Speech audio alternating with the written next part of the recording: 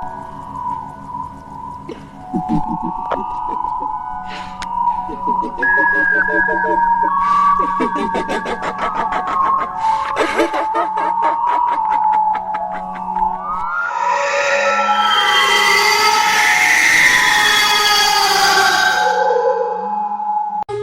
I know you can hear me. Open up the door. I only wanna play a little. Ding dong, you can't keep me waiting. It's already too late for you to try and run away. I see you through the window.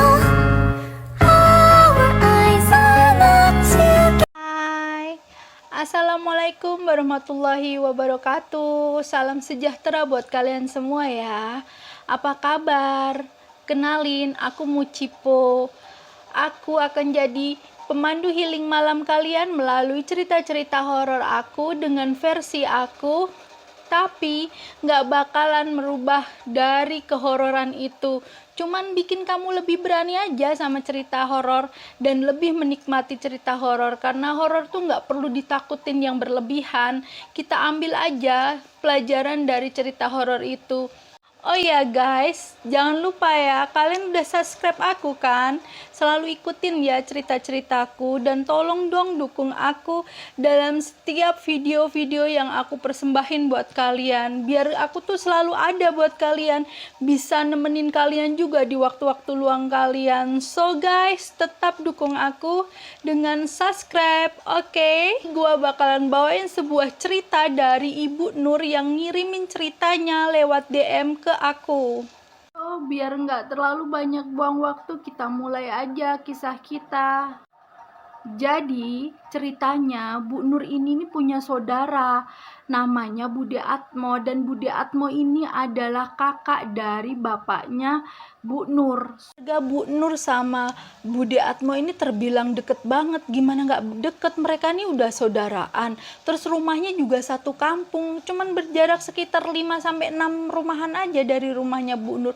Jadi deket banget. Dan yang lebih lagi, si Bude ini punya anak yang seumuran banget sama si Bu Nur. Jadilah mereka sering banget saling mengunjungin, entah itu yang anaknya Bude datang ke rumahnya Bu Nur atau Bu Nur yang datang ke rumah si Bude. Dan disinilah yang mengakibatkan si Bu Nur ini sering banget ngelihat hal-hal ganjil di rumahnya si Bude. Nggak cuman di dalam rumah aja, di sekitaran rumah aja. Contohnya nih ya, waktu si Bu Nur pulang dari masjid habis sholat Isya, beliau ini pulang terakhir sendiri karena ada 1 dan 2 urusan gitulah ya. Akhirnya dia pulang sendirian nih dari masjid, dan pas dia lagi asik-asiknya jalan menuju rumahnya, tiba-tiba dia dikejutkan sama sosok ular gede. Ular yang gede banget lagi ngitarin rumah budenya, dan anehnya ular itu menghilang ke dalam rumahnya si Bude. Dan ular itu pun buntung alias nggak punya buntut gitu. Hal itu bikin si Bu Nur bener-bener ketakutan. Dia nih kayak merinding, kayak gemeter, tapi dia nggak lupa untuk berdoa sebisa-bisanya sambil dia lari pulang ke rumahnya.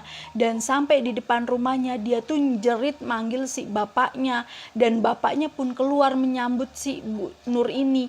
Dan akhirnya Bu Nur pun cerita apa yang dia lihat. Bu Nur ngalamin hal horor ini bukan cuma sekali 2 kali dong.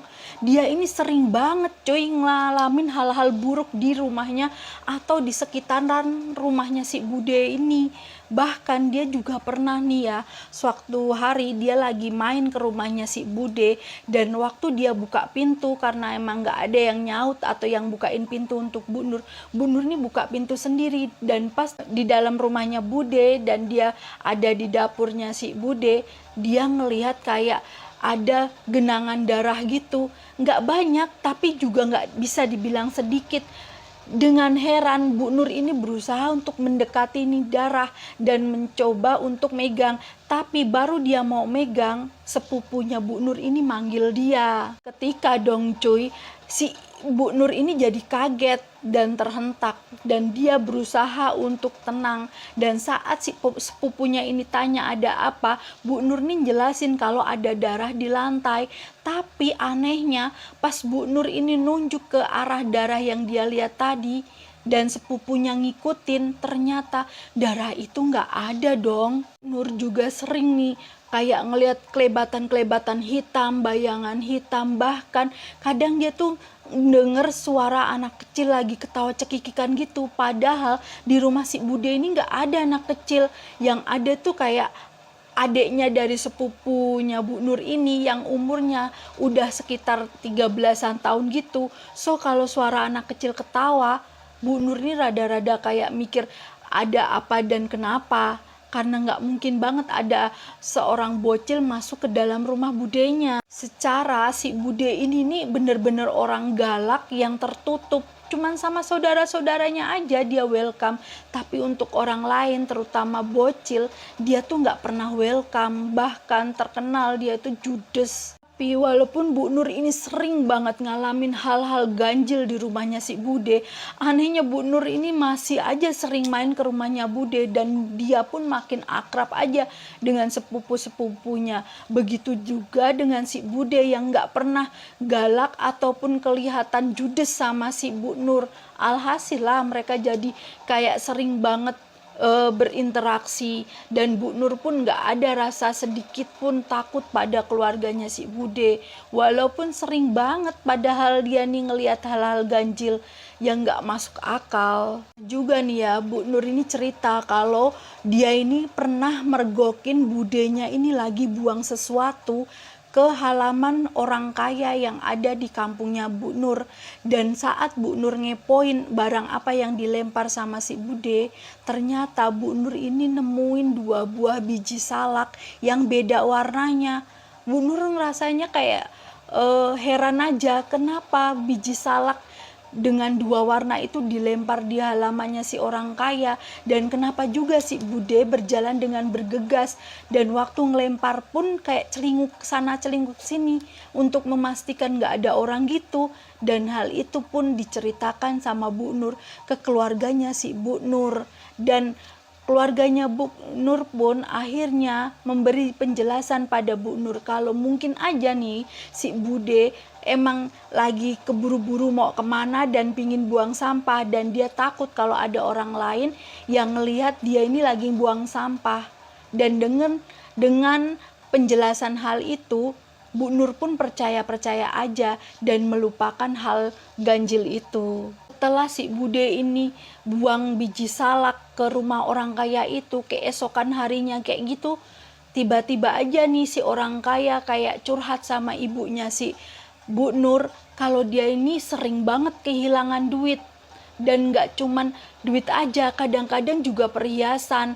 Dan anehnya kayak orang kaya ini nih ragu kalau ada orang lain yang masuk ke dalam rumahnya, karena di rumahnya itu kan nggak cuman si keluarga orang kaya itu aja, tapi ada keluarga besar yang tinggal di situ, kayak kakaknya, adiknya, dan mereka pun udah nikah. Ada juga orang tuanya si orang kaya itu. Jadi kayak mustahil aja kalau ada maling masuk dengan bebasnya tanpa diketahui sama orang lain. Dan hal itu juga kayak diamini sama orang-orang yang ada di sekitaran rumahnya Bu Nur. Karena mereka pun bilang mereka juga sering banget kehilangan uang. Nggak banyak, tapi sering banget. Alhasil warga di kampungnya Bu Nur pun rada heboh karena kabar seringnya hilang harta-harta mereka. Dan ada juga nih yang berpikiran kalau ada orang di kampung itu yang memelihara tuyul. Tapi mereka nggak ngerti siapa yang memelihara itu. Yang jelas mereka sering banget kehilangan uang. Sebenarnya yang ngelihat hal ganjil itu tuh bukan cuman Bu Nur aja. Ibunya Bu Nur pun sering ngelihat hal itu. Bahkan ibunya Bu Nur nih ya, pernah waktu pulang dari sholat subuh, dia tuh kayak ngelihat anak kecil 2 yang warna hitam dan warna putih tuh lari masuk ke dalam rumahnya si Bude. Dan si bocah ini nih kelihatan kayak riang banget gitu sambil ketawa cekikikan. Tapi anehnya si anak kecil ini nggak nunjukin kalau mereka ini anak kecil yang selayaknya anak kecil, karena menurut ibunya Bu Nur, si anak kecil yang masuk ke dalam rumahnya si Bude itu tuh nggak pakai alas kaki, dan mereka terlihat berjalan dengan santainya sambil sedikit berloncat-loncatan kayak gitu. Padahal di sekitaran rumah Bude itu kan banyak banget kerikil, karena emang sengaja sama Bude dipasangin kerikil kecil-kecil untuk hiasan tamannya dia kayak gitu. Jadi kayak nggak mungkin banget kalau itu anak manusia beneran bisa berlari jijik-kerakan di halamannya si Bude. Tapi ibunya Bu Nur ini nggak berani untuk bilang kalau dia ini sempat melihat dan sempat tahu keberadaan sosok tuyul atau yang kayak bocah kecil-kecil itu masuk ke dalam rumahnya Bude, karena dia nggak punya bukti. Dia takutnya salah memberi opini atau salah menuduh. Makanya si ibunya Bu Nur ini diem aja, sementara si Bu Nur pun yang pernah juga ngelihat bayangan bocil 2 di dalam rumahnya si Bude dan sering banget denger suara cekikikan bocil, dia juga nggak berani bilang apa-apa dan nggak berani bercerita. Kan mungkin segan juga ya mereka, karena bagaimanapun juga Bude Atmo itu kan masih saudaraan nih sama si Bu Nur. Semenjak dari orang kaya itu curhat ke orang tuanya bahwa dia sering kehilangan uang, makin hari tuh makin banyak aja korban yang mengaku bahwa dirinya tuh sering kehilangan duit. Dan anehnya mereka tuh kayak susah untuk mencurigai orang atau susah untuk meyakini bahwa yang mencuri uang-uang mereka itu tuh manusia. Sampailah di suatu hari nih ya, ketenangan warga dari kampungnya Bu Nur ini digegerin dengan ditemukannya sesosok mayat. Dan mayat ini katanya itu tuh meninggal gara-gara diserang ular gede banget. Itu terbukti dari bekas gigitan ular yang ada di leher dari si korban. Dan kebetulan juga korban ini itu tuh orang tuanya dari Pak De Atmo. Karena kematian yang gak wajar dan diakibatkan oleh ular besar, warga nih jadi heboh banget membahas itu. Jadi bener-bener kayak trending topik di waktu itu, membahas tentang ular besar yang entah di mana belum ditemukan, dan mereka pun ketakutan jangan-jangan mereka juga bakalan jadi korban. Dan mereka pun kayak ngelihat si Pak De Atmo ini nih nggak begitu sedih, nggak kelihatan sedih karena telah kehilangan orang tuanya. Beda dengan keluarga besarnya Pak Atmo yang terlihat lebih sedih dan lebih kayak nunjukin rasa kehilangannya. Hasil si Pade dan Bude Atmo ini jadilah trending topik di antara warga kampungnya Bu Nur.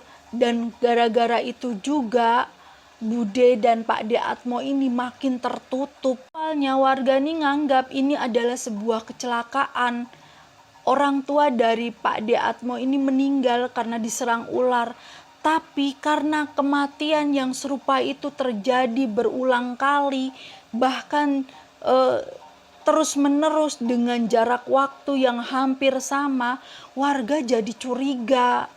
Dan hal itu pun didengar oleh Pak De dan Bude Atmo. Dan alhasil Pak De dan Bude Atmo pun makinlah tertutup pada warga-warga.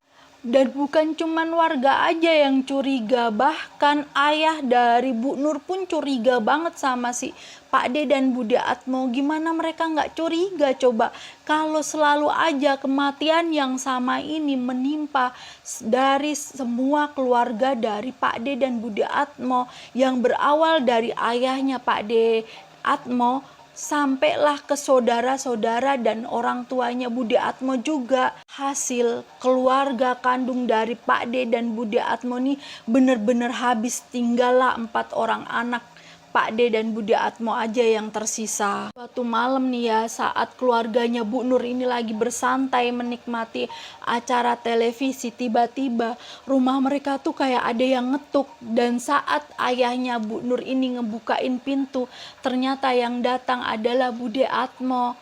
Bude Atmo ini datang ke rumahnya Bu Nur untuk meminta tolong sama ayahnya Bu Nur untuk memasukkan keempat anaknya ke pesantren. Dan mendengar hal itu, ayahnya Bu Nur seneng dong. Ternyata Ibu D ini bisa berpikir juga kalau anak-anaknya ini butuh dimasukkan ke pesantren biar lebih mendalami ilmu agama. Makanya ayahnya Bu Nur ini dengan bergegas mengucapkan kesediaannya untuk mengantar keempat ponakannya ke pesantren. Dan setelah mengutarakan niatnya, Bude ini pun berpamitan pulang. Dan akhirnya besok paginya si ayahnya Bu Nur ini nganterin 4 ponakannya untuk pergi ke pesantren. Enggak lama dari ayahnya Bu Nur ini memasukkan keempat keponakannya ke pesantren, tiba-tiba aja dong Pak D Atmo ini datang ke rumahnya Bu Nur dan dia marah besar karena dia bilang dia ini nggak tahu kalau anaknya ini dibawa ke pesantren sama ayahnya Bu Nur. Sementara ayahnya Bu Nur dan ibunya Bu Nur menjelaskan kalau semua itu permintaan dari si Bude. Tapi di sini Pak De Atmo nggak peduli. Dia mau salah satu dari 4 anaknya tuh diambil pulang dan memaksa kayak gitu loh sama orang tuanya Bu Nur. Walaupun orang tuanya Bu Nur udah jelasin kalau yang di pesantren itu ada aturannya, nggak bisa sembarangan pulang, tapi si Pak D ini nggak peduli, dia tetap pingin salah satu anaknya itu pulang. Mereka pun merencanakan untuk pergi ke pesantren dan menjemput salah satu anak dari si Pak D. Dan pas si ayahnya Bu Nur ini nganterin si Pak D jemput salah satu anaknya di pesantren, akhirnya salah satu dari anaknya si Pak D ini pun bisa diajak pulang dan diizinkan oleh pihak pesantren. Dan gak lama dari kepulangannya dia dari pesantren, ini anak ditemukan sudah meninggal karena gigitan ular. Dan hal itu membuat ayahnya si Bu Nur ini marah besar sama si Pak D dan Bude. Dia kayak menyalahkan si Pak D dan Bude atas kematian yang menimpa anaknya. Ya walaupun itu cuman keponakannya orang tuanya si Bu Nur, tapi orang tuanya Bu Nur ini udah nganggap keponakannya kayak anak kandungnya sendiri. Jadi dia ngerasa kehilangan kayak gitu loh. Dia sedih banget sampai dia lupa untuk menahan emosi waktu di acara pemakaman si anak itu. Dan semenjak meninggalnya sepupunya Bu Nur, keluarganya Bu Nur sama keluarganya Pak D ini bener-bener jadi kayak renggang. Mereka ini jarang banget bicara. Bahkan si Pak D ini nggak pernah mau ngobrol atau bertegur sapa sama keluarganya Bu Nur. Dan karena itu juga Bu Nur jadi nggak pernah banget main ke rumahnya si Bude Atmo. Mungkin karena kerenggangan itu juga ya, keluarganya Bu Nur ini jadi nggak tahu kalau si Pak D ini jemput anaknya satu persatu.